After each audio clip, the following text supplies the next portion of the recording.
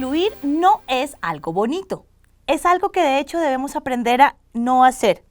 La exclusión no es chévere. Todos los humanos, no importa si somos diferentes, debemos tener cabida en la sociedad.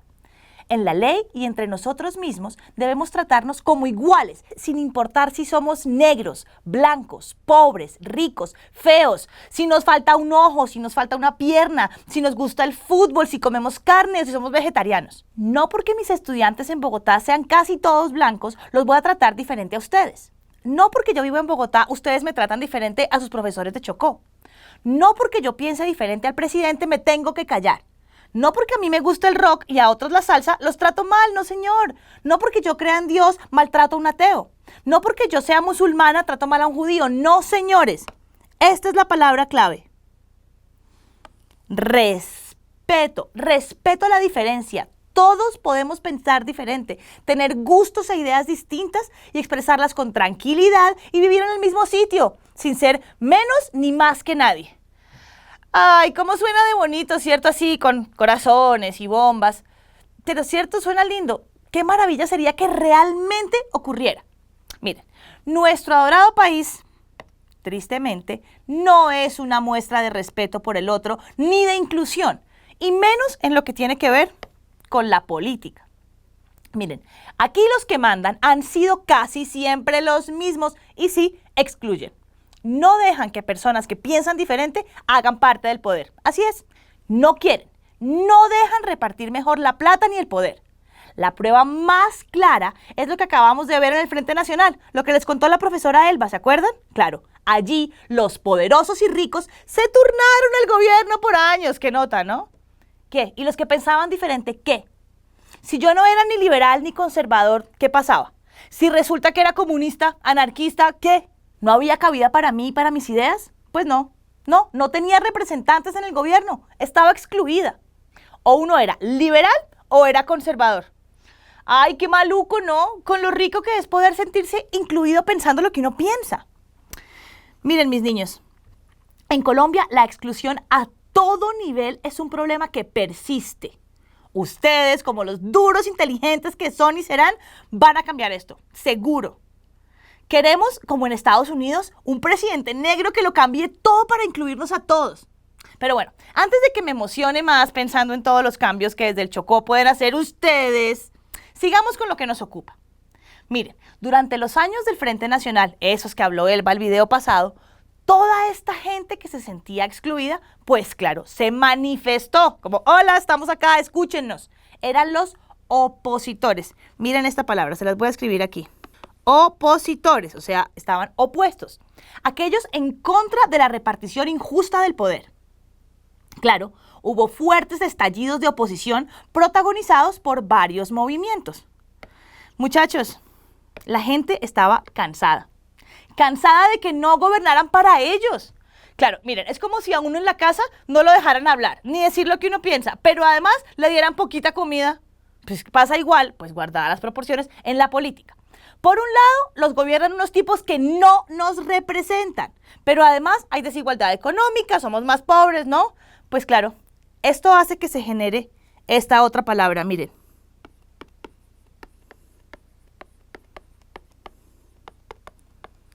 Inconformismo. No estamos conformes. Inconformismo social, que es una situación perfecta, claro, estamos inconformes, para que nazcan grupos subversivos.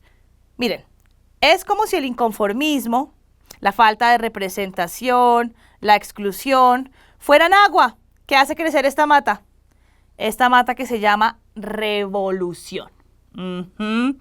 Si bien es cierto que el Frente Nacional puso fin a la llamada época de la violencia, también dio origen a grupos guerrilleros. ¿Y por qué? Exclusión. Porque los excluían a las personas, ¿cierto?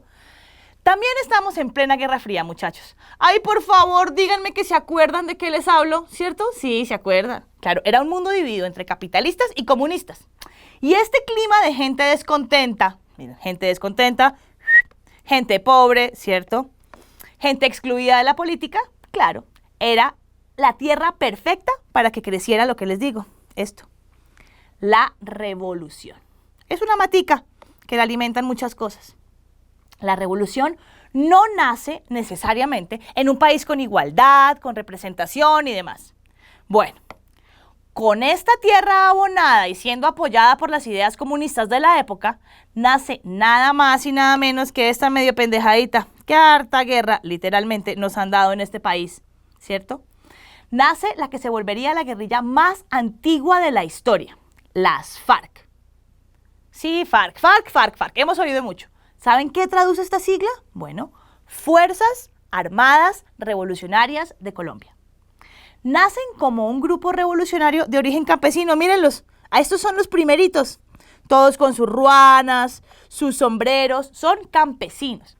En vista de que los señores del Estado decidieron gobernar solo para beneficiar a los ricos, se olvidaron de la Colombia del campo.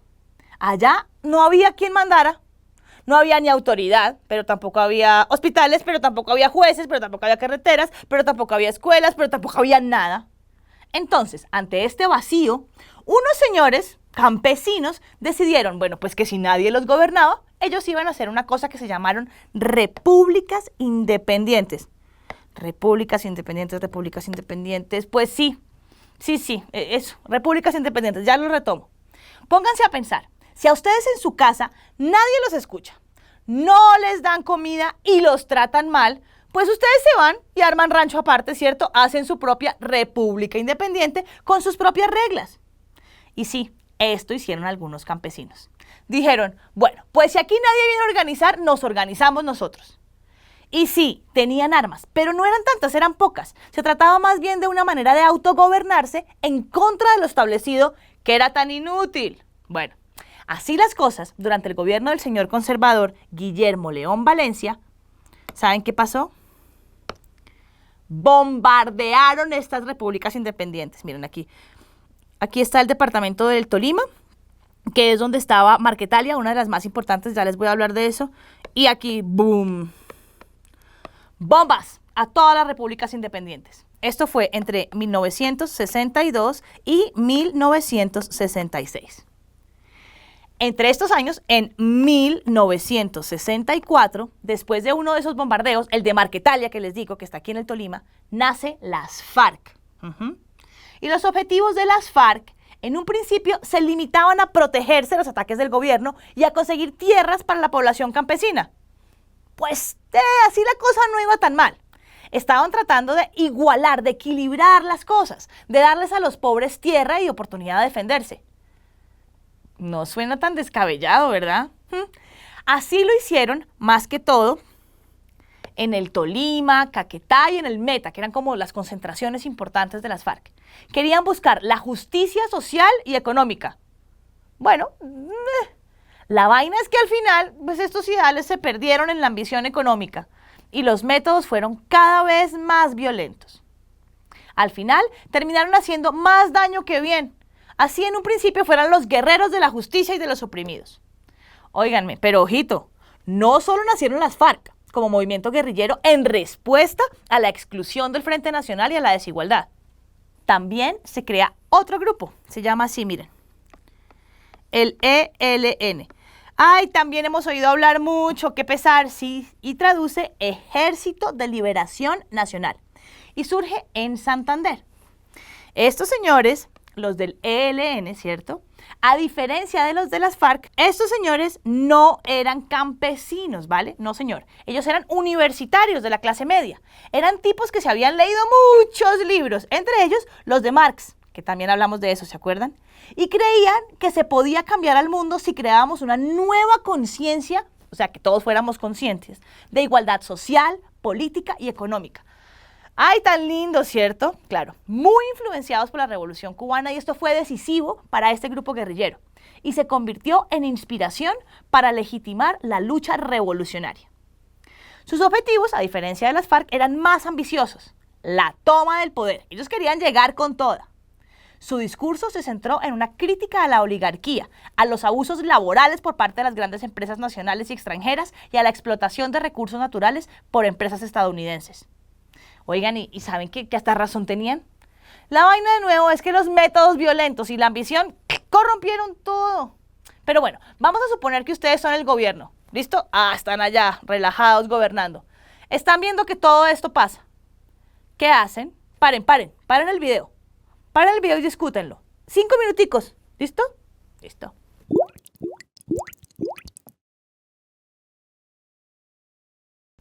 ¿Discutieron? Bueno, son el gobierno. Por un lado, pues claro, hubieran podido sentarse y reordenar las cosas para que se alcanzara cierto nivel de justicia social. Hubieran dicho, espere, es que allí no hay un hospital, mandemos un hospital o mandemos aquí una carretera nueva, ¿cierto? O paguémosle mejor a los maestros, algo así. No, pues no. O por otro lado, que de hecho fue lo que pasó, ustedes el gobierno hubieran podido decir, ¿saben qué? Acaben con esos grupos. ¿Saben cómo? Con más violencia. Los gobiernos, en efecto, optaron por fortalecer el aparato militar y recurrir a la represión para frenar el conflicto. De verdad. Pero es que, claro, violencia con violencia, eso nunca funciona. Miren, este señor se llamaba Carlos Lleras Restrepo, que fue presidente entre 1966 y 1970. Este señor hizo una cosa que a mí personalmente no me gusta ni me parece bonita, y es que autorizó a los civiles a armarse para protegerse de las guerrillas. Como, ay, bueno, tome un arma para protegerse. Dios mío, ¿no se estaba dando cuenta que estaba haciendo legítimo el paramilitarismo en Colombia?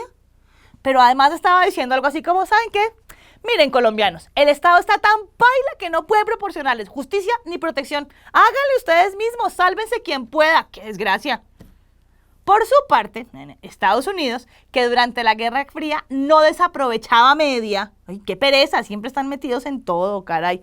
Buscó que las élites tomaran medidas represivas contra la izquierda. Claro, impulsó los planes militares y apoyó programas de corte social, como la Alianza para el Progreso, con el fin de evitar que el comunismo tomara fuerza. Miren, les sigo contando. Otros grupos de oposición que surgieron durante el Frente Nacional no recurrieron a la vía armada, esos eran más pilos, claro. Demuestran el descontento durante el Frente Nacional, pero sin armas. Les voy a decir cuáles. El partido ANAPO, otra sigla, Alianza Nacional Popular. Alianza Nacional Popular, ¿cierto? Liderado por este señor, que increíblemente era un ex dictador y se llamaba Gustavo Rojas Pinilla. La ANAPO se fue consolidando como una fuerte disidencia, o sea, oposición.